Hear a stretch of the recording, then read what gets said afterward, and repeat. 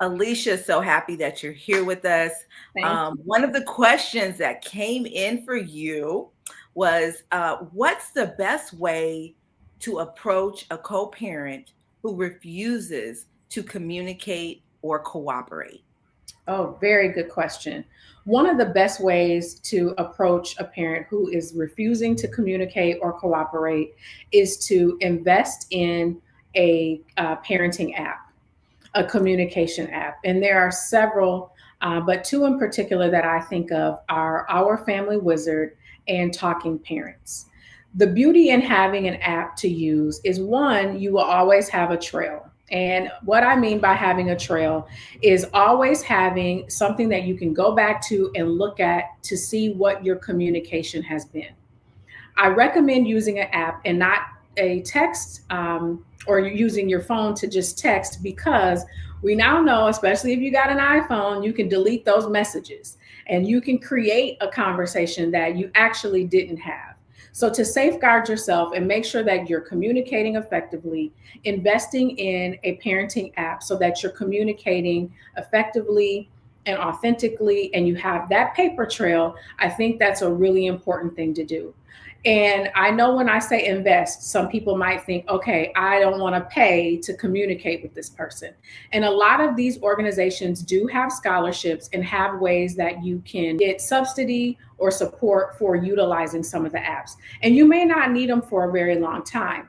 But to begin a regular form of communication and to show that you're not leading with trickery, you're not leading with, trying to catch them up, to say, no, we will have this app that we use that tracks the way we're communicating. And it also safeguards the other parent.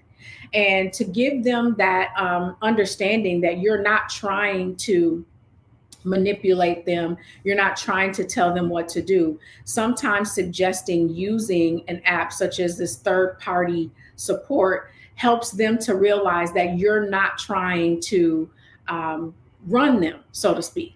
So I would absolutely say if you're dealing with a tough situation where communication is not consistent, communication is difficult, you would want to utilize an app so then you have that support. The other really good thing about utilizing apps is there is on Our Family Wizard, there's a meter.